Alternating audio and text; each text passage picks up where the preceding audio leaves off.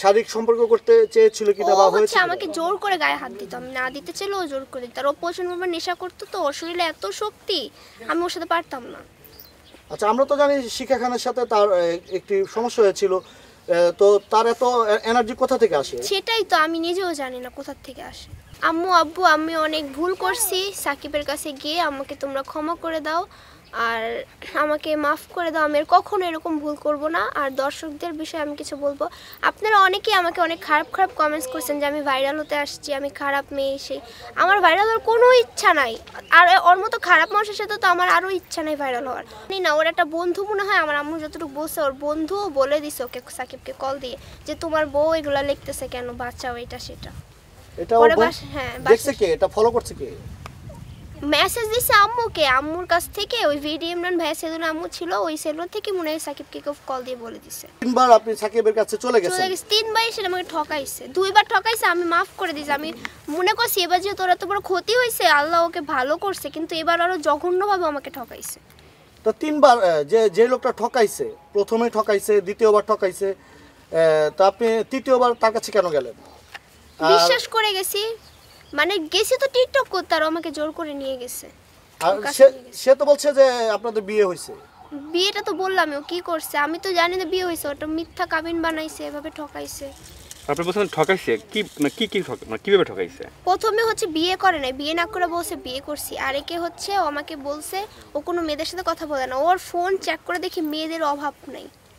আর বিভিন্ন মেয়েকে ও নিয়ে আসতো বিয়ে করার জন্য, মেয়ের বাবা মা জেনে ওকে নিয়ে যাইতো, অনেকভাবে ঠকাইছে আমাকে। আর তৃতীয়বার কি করছে?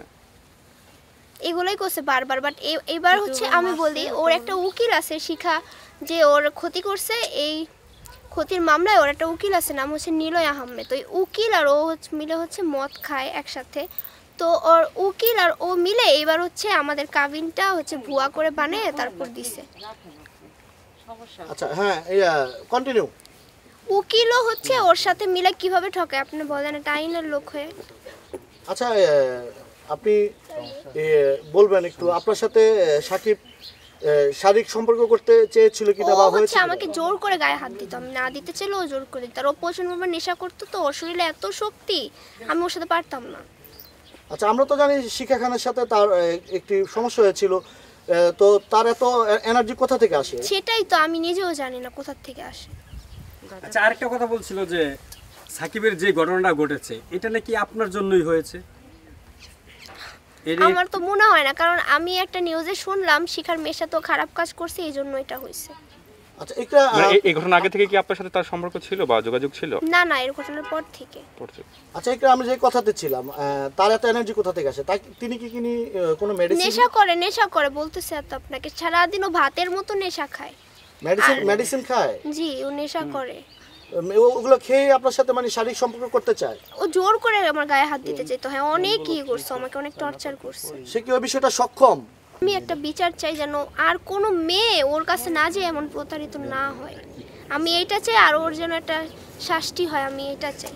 আর মিডিয়াতে কোনো মানুষ সাকিবকে, জুনিয়র সাকিবকে কখনো ফলো করবেন না, আর কখনো ওকে সাপোর্ট করবেন না। আচ্ছা, আজকে তো আপনি আপনার মার সঙ্গে আসছেন, তাই না? আমার মা আমাকে একটা অক্ষরও শিখায় আনে নাই। আপনারা বলেন, আমি এতটা টর্চার হয়েছি যে আমি নিজে নিজে পালায় চলে আসছি। আমি কিন্তু ওই জিঞ্জিরার জায়গা কোনো কিছু চিনি না। আমি তখন আমার মনে এইটা ছিল, আমার আম্মুকে ছেড়ে তো চলে আসছি, যে আম্মু আমাকে বাঁচাবে না, আমি এখন যেখানে চোখ যাবে ওখানে দরকার পড়ে আমি মরে যাবো, তারপর সাকিবের কাছে থেকে অত্যাচারিত হবো। অবশ্যই পারবো। আমি তোর 2 দিন পর পরে ব্লক মারতাম, ও ফেক আইডি দিয়ে আমাকে ব্ল্যাকমেল করতো, তুমি ব্লক খুলো না, আমি মরে যাবো, এই করবো সেই করবো। এই যে 2 দিন পরে পরে ব্লক মারতেন, আবার কেন ব্লক খুলেন? ওই যে আমাকে ব্ল্যাকমেল করতো। আপনি কি সাকিবের প্রতি দুর্বল? হ্যাঁ দুর্বল, সেটা সত্য। এখনো দুর্বল? না, এখন আমি আর দুর্বল না। এখন তার প্রতি আমার কোনো মায়া কাজ করে না, কারণ আমি 3বার ঠকছি তার কাছ থেকে। এই যে আপনি কি ভুলে যেতে পারবেন? হ্যাঁ পারবো। আপনি নিজে থেকেই বলতেছেন না? না বিভিন্ন মেয়েদের সাথে যেহেতু আমি দেখছি, চ্যাটিং দেখছি, তার কনভারসেশন দেখছি, তাহলে ওকে ভুলা তো আমার ভাই কিছুই না। ও এত মেয়েদের সাথে ভালোবাসা করে, ওকে দিয়ে আমি কি করব? আর এগুলো সবার ছলনা, ও কখনো আমার ভালোবাসেই নেই। কারণ আপনি তো এর আগে 2বার যেহেতু প্রতারিত হয়েছেন, 3বারের মাথায় আপনি আবার গিয়েছেন, কিংবা চলে আসছেন। 3 বারই তো শেষ হয় তাই না, সবকিছু তো 3 বারের বেলায় শেষ হয়। তাহলে আর আমি চাই এটা এখানে স্টপ হয়ে যাক, আর ওই নিকৃষ্ট সাকিবের চেহারা যেন আমি আর কখনো না দেখি। আর আপনার বাবা মায়ের প্রতি আপনার কিছু বলার আছে? আপনি তো ওইবার বলছিলেন যে আমি সাকিবকে নিয়ে থাকবো, তোমাদেরকে ভুলে যাও। পুরো শিখাই দিচ্ছে সাকিব আমাকে। আজকে আপনার তো কেউ শিখাই দেয় নাই, না। আপনি আজকে আপনার বাবা মার প্রতি আপনার কি বার্তা আছে? আমার বাবা মার প্রতি বার্তা আছে যে বাবা মা আমি ভুল করছি, আমাকে মাফ করে দাও, আমি তোমাদের কাছে থেকে লেখাপড়া করব। মানে এখন আমি ফিউচার প্ল্যান শুধু লেখাপড়াই করব, এতটুকুই, আর কিছুই না।